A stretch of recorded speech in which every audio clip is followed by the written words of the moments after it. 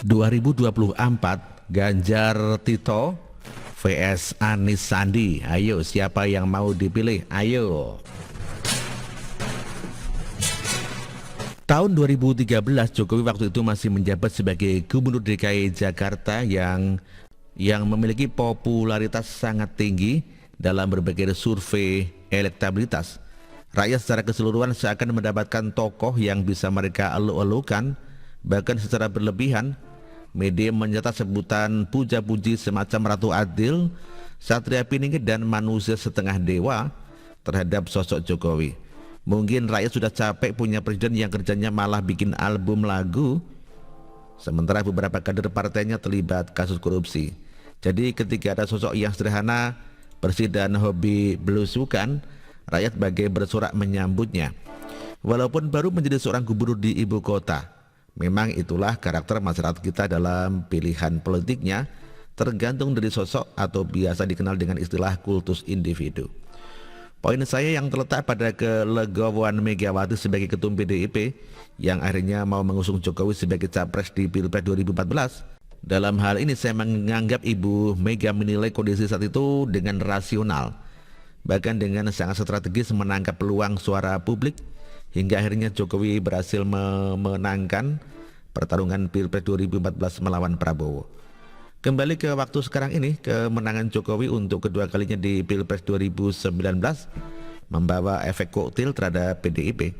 Begitu juga dengan 2024 nanti, siapapun yang maju diusung oleh PDIP harus dianggap sanggup membawa efek yang sama dalam kondisi sekarang. Jika berdasarkan berbagai survei elektabilitas, maka nama Ganjar Pranowo makin mirip dengan kondisi Jokowi saat dulu. Berbagai dokumentasi tentang bagaimana Ganjar bekerja dengan mudah ditemui di media sosial, baik foto maupun video. Fannya semakin banyak dan mulai makin fanatik. Bahkan Ganjar mulai diserang oleh buzzer dari politisi pendukung Anies. Contohnya adalah Fadlizon yang menyebut Ganjar mengambil peran pekerjaan tukang parkir karena di sebuah video Ganjar terlihat mengatur lalu lintas. Padahal saat itu Ganjar mengatur lalu lintas yang kena banjir rob sambil memerintahkan jajarannya menurunkan personel ke sana. Ganjar sedang bekerja, sedangkan Fadlizon seperti biasa nyinyir, dan saya sebut sedang membela Anies. Ya, memang dalam beberapa survei elektabilitas Ganjar sudah mengalahkan Anies.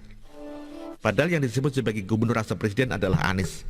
Yang ketahuan punya ambisi mau nyapres di 2024 adalah Anies. Ya, memang lucu toh. Ya, sekarang kita ke kubu sebelah. Saya masih mengasumsikan bahwa Gerindra tidak akan mungkin satu kubu dengan PDIP di 2024. Apakah Prabowo akan maju lagi nyapres di 2024?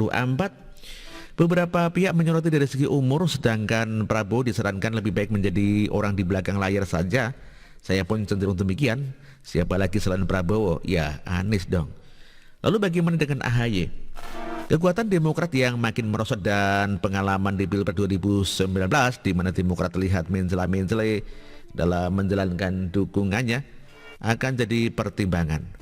Sosok AHY juga semakin tidak ada giginya di dalam dunia politik.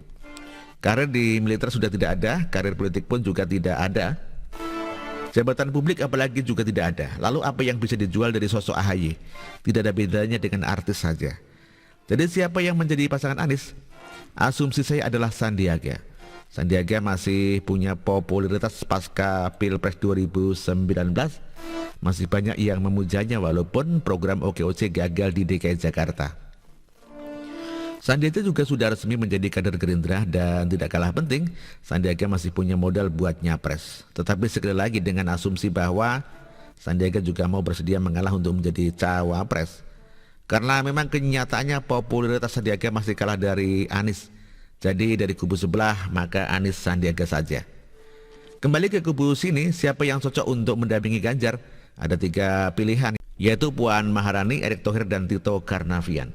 Saya tidak akan memilih Puan karena dia menyandang nama Soekarno ataupun karena seorang wanita.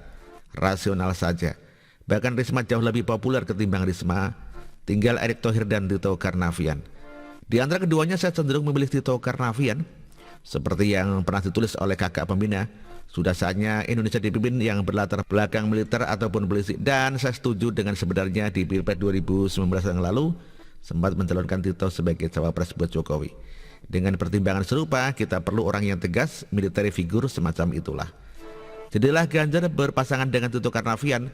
Ini membutuhkan kelegowoan Ibu Mega yang saya kira kemungkinan besar akan terwujud. Sedangkan kelegowoan Prabowo di kubu sebelah melahirkan pasangan Anies Sandiaga. Sebuah pertarungan yang menarik. Tentu semua masih bisa berubah, apalagi jika nanti di tahun-tahun mendatang muncul lagi sosok yang bisa dijadikan Ratu Adil atau Satrio Peningit oleh rakyat. Atau ada perubahan dalam undang-undang soal pembatasan periode jabatan, bisa jadi Jokowi lagi. Nah, sekian dulu dong dari kura-kura. Artikel ini dikutip dari siwo.com dan ditulis oleh Nina Nur. Terima kasih.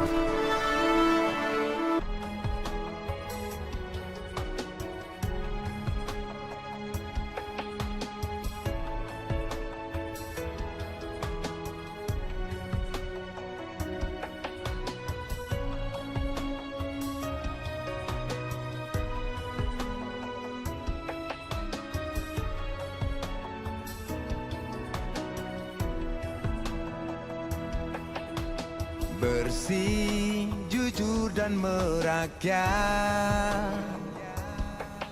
berbuat demi masa depan kami. Sosok pemimpin tegas pemberani,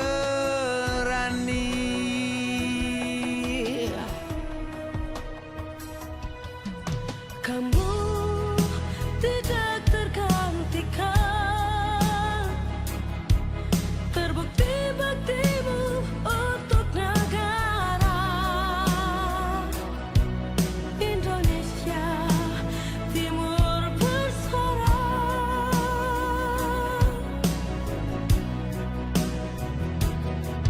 Siang dan malam kau bekerja demi anak bangsa.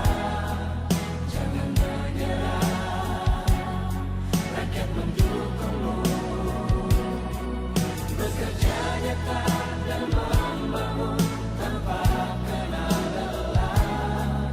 Tetap Jokowi 2 periode.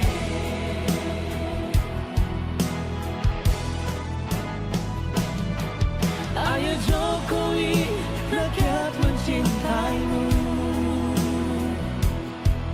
Pilih Jokowi, Indonesia kejar. Ayo Jokowi, rakyat selalu berdoa.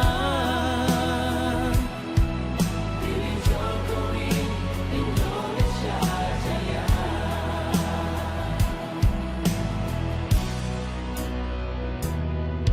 Siang dan malam kau bekerja demi anak bangsa. Jangan menyerah, rakyat mendukungmu. Bekerja nyata dan membangun tanpa kenal lelah. Tetap Jokowi 2 periode. Dulu, Maluku Utara dielektriskan. Dengan adanya Jokowi, bekerja untuk membangun dan terus membangun. Sekarang kami, Maluku Utara, sudah menjadi anak sungguhan yang selalu diperhatikan. Jokowi, rakyat membutuhkanmu. Ayo Jokowi, rakyat mencintaimu. Pilih Jokowi, Indonesia kerja. Ayo Jokowi,